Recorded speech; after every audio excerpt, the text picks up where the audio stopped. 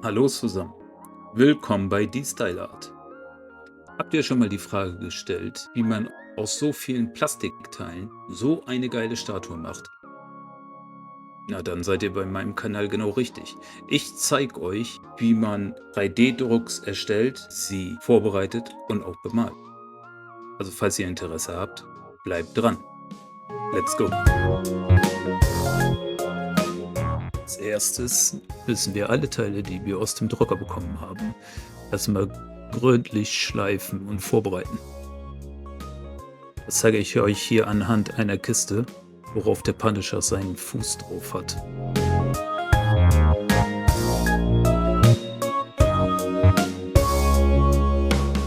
Nachdem man alles vorbereitet hat, habe ich alle Teile in schwarz lackiert. Das sieht man zum Beispiel hier an der Base.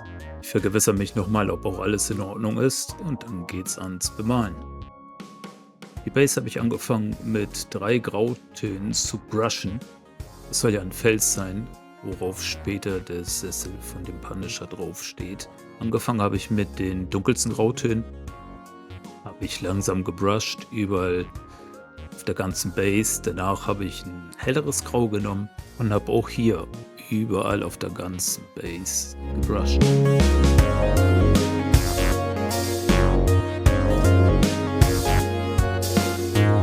Und ganz zum Schluss, wie man es jetzt hier sieht, ganz helles Grau. Geht fast ins Weiße. Nachdem ich damit fertig war, habe ich eine Art dunkles Braun genommen, und das habe ich erstmal an die tiefsten Ecken geairbrushed. Für mich besteht so ein Fels aus verschiedenen Farben. Das heißt, da könnt ihr euch auch echt freien Lauf lassen. Nehmt so wie hier nochmal ein anderes Braun dazu. Ihr könnt auch gerne auch noch so ein Grün dazu nehmen, wenn ihr Bock drauf habt. Da sind euren Fantasien keine Grenzen gesetzt. In diesem Fall habe ich es nicht gemacht. Habe die 3 Grautöne genommen, habe 2 Brauntöne genommen.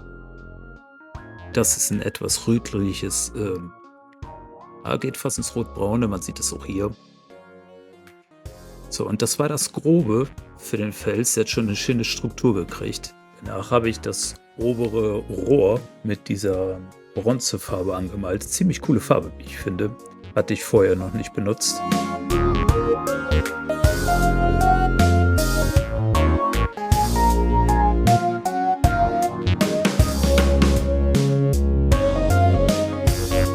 Hier seht ihr den Daredevil-Helm, der zu der Base dazugehört. Den habe ich mit einem schönen, kräftigen Rot geairbrushed.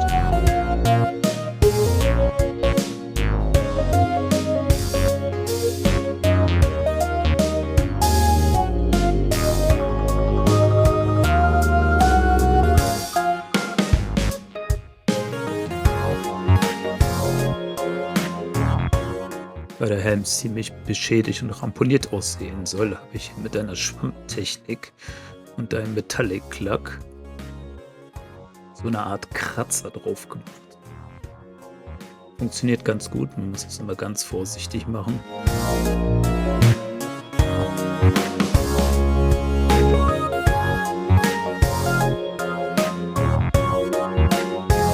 Jetzt kommen wir zu dem großen Teil. Das Sofa habe ich euch jetzt nicht aufgenommen. Das habe ich ursprünglich ja schwarz gehabt, habe es dann in weiß nochmal rüber gepaintet und verschiedene Rotfarben drüber gemacht. Aber durch seine Größe schwer aufzunehmen. Hier habe ich nochmal mit einer schwarzen Waschfarbe jede Naht und jede Ritze, die ihr da auf dem Sessel seht, nochmal nachgemalt. Das ergibt einfach einen besseren Kontrast im Ganzen. Den Schaumstoff am zerrissenen Sofa, was man überall sieht, war ziemlich einfach zu malen. Einfach Schaumstoff in Grau gemalt. Danach habe ich mit Schwarz einfach ein bisschen drauf gebrusht, damit ein bisschen mehr Kontrast drin ist. Und das war's.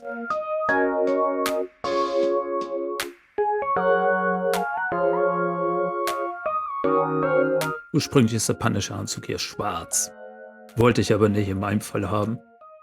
Ich wollte so eine Art grau, bläulich, schwarz haben. Also, ich hatte ihn vorher schwarz, habe ihn dann in ein dunkelgrau angemalt. Das war mir aber nicht grau genug. Also habe ich, so wie ihr es jetzt hier seht, noch mal mit Schwarz die Schattierung nachbearbeitet, sodass es einen schönen Kontrast gibt und er auch dunkler wird, weil er war mir zu hell. Dieses Verfahren habe ich dann für den ganzen Anzug verwendet, so dass es ein schönes dunkles Grau ergibt mit Schwarz zusammen.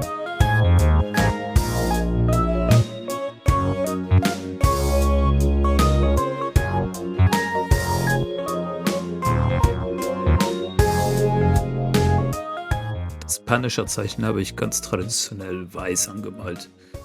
Vorsichtig mit 'nem dünnen Pinsel. An den Rändern sollte man aber aufpassen und ganz vorsichtig sein, nicht dass man drüber malt.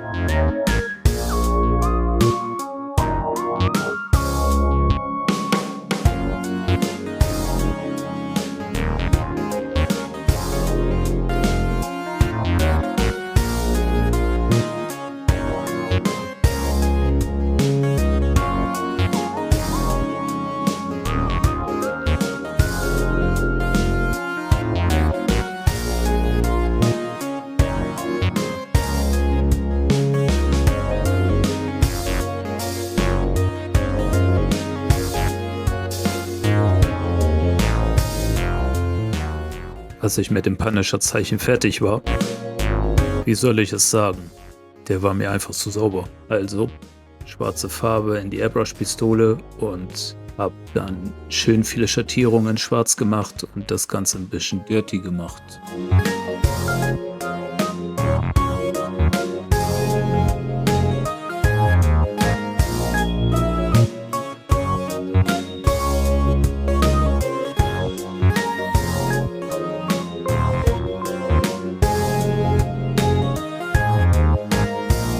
Dieses Bein ist eigentlich von der Grundfarbe schon fertig. Ich habe mir aber gedacht, ich gebe dem Ganzen noch so einen anderen Touch und habe so ein bisschen braun, gelb ganz leicht drauf gemacht. So, als ob das aussehen würde, dass die Hose Dreck hätte und so ein bisschen Verschleiß.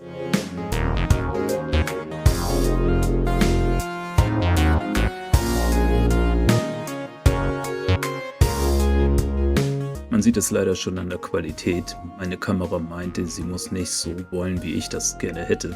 Auf alle Fälle wird es in naher Zukunft bald ein Video geben, wo ich genau den Ablauf zeige, wie ich die Hauttöne mache, damit ich am Ende dann das Resultat erziele, was ihr dann zum Schluss seht.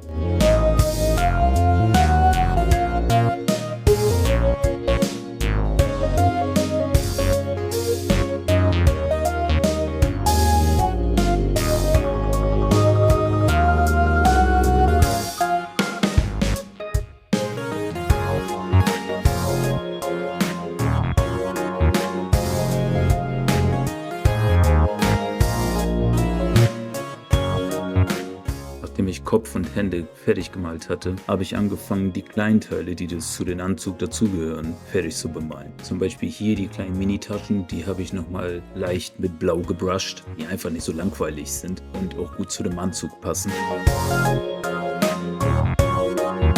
Danach habe ich die Waffen, wie ich es schon beim Helden gemacht habe, einfach ein paar Kratzer verpasst. Hier seht ihr nochmal, wie ich die Messer, die am Sofa stecken, nochmal bemale.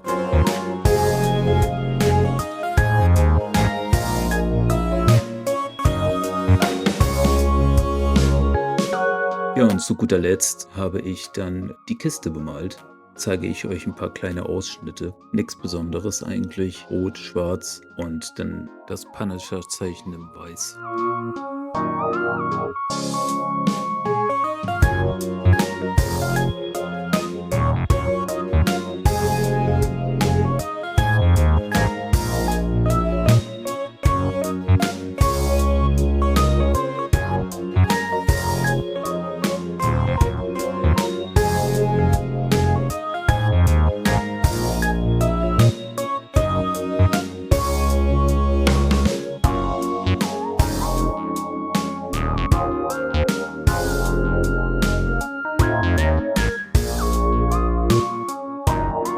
Ich bedanke mich jetzt schon bei euch fürs Zuschauen.